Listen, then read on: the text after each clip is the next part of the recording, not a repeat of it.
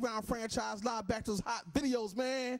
I told you tonight we had a special guest. That's right, he get 3 specials, not 1. You know what I'm saying? Tonight, my man DJ TAT Money is on the show tonight. It's so special for TAT Money because not only TAT Money is a great DJ, he's a legend in the Philadelphia area, plus all around the world. Plus he is part of a movement called Hilltop that's right, really important with the Philadelphia history, how I go down to Philly.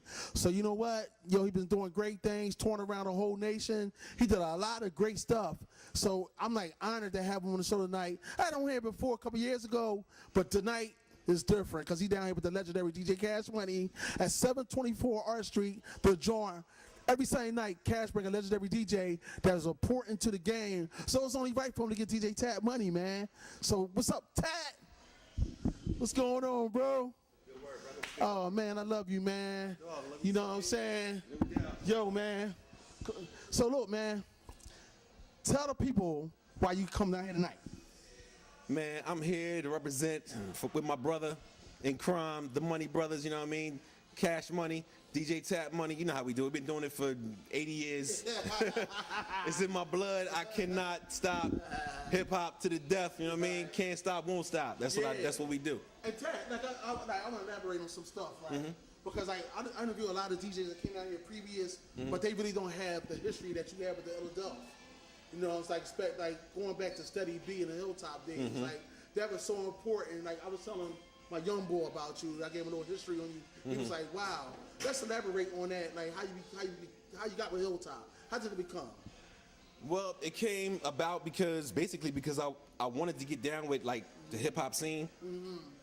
I figured the plan out. I went down to Funkomart, which is a record store, underground record store. If y'all might not know about that, it's one of the only ones I've ever heard of. History. Underground. It was the hottest store in Philly. I went in there, bought records until the manager was like, "Look, you know a lot about records. You want a job?" And that was the whole point in me going in there buying stacks of records. So he would recognize me, so I can get a job, so I can learn about the business. Before the internet, before anybody knew anything about the music industry, it was all in a book. But it was like, how do you crack the egg? How do you get in it? So I got the job, got in, and I got it from a retail standpoint. So that was like my homework. I'm in there doing my homework. So I see people coming in like Run, Boogie Down Productions came down. I seen Schoolie selling his records. I seen Breeze coming through. Grandmaster D, Houdini. So I started learning, like, all right, I'll talk to each person every time they come down, and then Steady B came down because I was making tapes, and I would pass my tapes around. He found out I worked in the record store, so he came down to see me. History since then. Done deal. So how was it like going on tour with Steady B, the whole Hilltop movement? What was the Hilltop movement like? It was fun, man, because in that time, you talking late 80s, it was very new. Hip hop was new. Nobody knew what was going to happen. People saying it was going to die and this is not going to last and blah, blah, blah. But if you feel it here, I mean, really? Is it going to die? No. Are you going to die if you feel so passionate about something? No. I mean, you'll do it to death. You know what I mean? The JBs, but I mean, that's just where it is. So we was like building bricks at that time, and like each record, like I tell cats, it was a lesson. Every record was a lesson. Every scratch was a lesson. So when I hear DJs like, "Yo, I practice off your records," and I'm just like, it was basically a tutorial for scratching. You know what I mean? Because at the time, I mean, it was just a few of us on major labels. So, at that time, I'm like, "Yo, I'm right here," and everybody's spotlight, man, like here he is. So watch this, boom, boom. Depending on what, no matter what record sold, the people who heard it, every time I seen them, as soon as I went to New York, cats was like, "Yo, I practiced to your joints." Wow, that's I'm like, wow, I'm honored. Thanks. Because you know what, like later on down the years, I became a Hilltop member with Elite, right? He had kind of introduced me because they used to tease me. I said, "Yo, Ryan, we gonna make a movie about Steady B, and you gonna play the part." I was like, "Yeah, that's what's up, dog." I'm like 20 years older than them, right? I see it. But they said that, you can see it, right? They was like, you gonna play stud in that Jawn. So that's like hilarious. Malik always talk about you and gave you praise and all that. I said, yeah, me and Tat, we go back, because like Grant was a Rasheen. Me and Rasheen, we had a couple albums out. That's my partner for life, right? Absolutely. So so I'm so proud of you and elated that you down here tonight. But also after you did the Hilltop, that was real huge. You got with Prime Made after that, which was either huge Because you still was on MTV, BET every week after the Steady B movement. Even more. Even more. Like, I was like, yo. So that's like so important, man, that you stayed in Philly and you like, you one of the top DJs I ever known in my life, man. Hey, thanks, You got man. a gift, brother, for real. I appreciate it. That's just you really have a hard gift, work, man. just going in the bedroom. You know what I mean? That's where I started. So let me ask you this.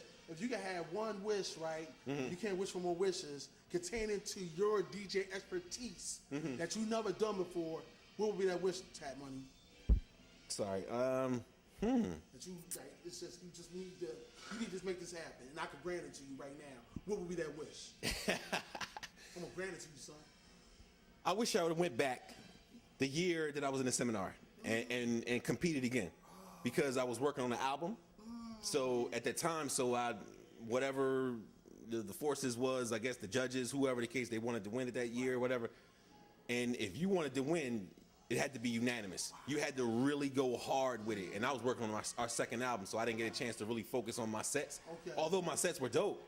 And they took me out for some dude that laughs about it all the time. This cat named All Star Fresh. He's in Amsterdam, and he laughs because he know he lost against me. And that was the semifinals. I was going to the finals. Okay. But they did some political move. It was in New York. Jeff won, Cash won. They was like no more Philly right now. We getting a New York dude in here. I don't care what happened. We're gonna do a George Bush. We just gonna get Dole out of here. Whoever you won, yeah, all right. So they did one of them moves on me. But again, if I would have went back the following year, I felt like, because that was the year Miz won. Right. Okay. So if I would have went back the following year, I mean, I just felt like, you know what, I proved myself and I'm cool, I'm good. But yeah, that's probably my one thing I probably would have done over. Okay. Even though I was busy. Cash Money sitting at home right now. He's seeing this interview.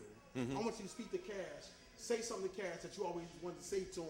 And you and Cash have millions of conversations, but I want you to dig in your crates. Like you digging for an album. Say something to Cash that you never heard before. Something he may not remember, actually. Okay. Remember, we was breakdancing and popping at the time, right? He was breaking, I was breaking, getting into it. I was a popper first, then a breaker. He came to my crib. This is how powerful hip hop is. He came to my house and rung the bell, and I was like, "This is the dude that be at the school. He's at the high school every, like picking up chicks or whatever he's doing. I don't know. He's standing on the wall like Suave Bolo, and the chicks is like, oh my, his eyes."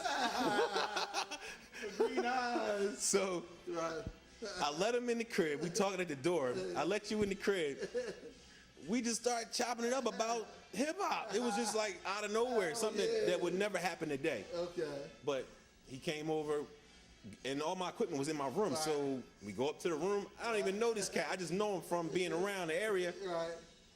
Then he's like, "Yo, these turntables. Can I get on these things?" And I'm on the phone with my girl. My girl called. So I'm like, yeah, whatever. Yeah, go ahead. Yeah, get on. Yeah. So I'm sitting on the edge of the bed, and he starts rocking the tables, and I'm like, "Yeah, babe, yeah, some cat, we chopping it up." Whoop. Next thing you know, I hear like he's jamming, and I'm like, "Yo, this dude is jamming over here. Who is this dude?"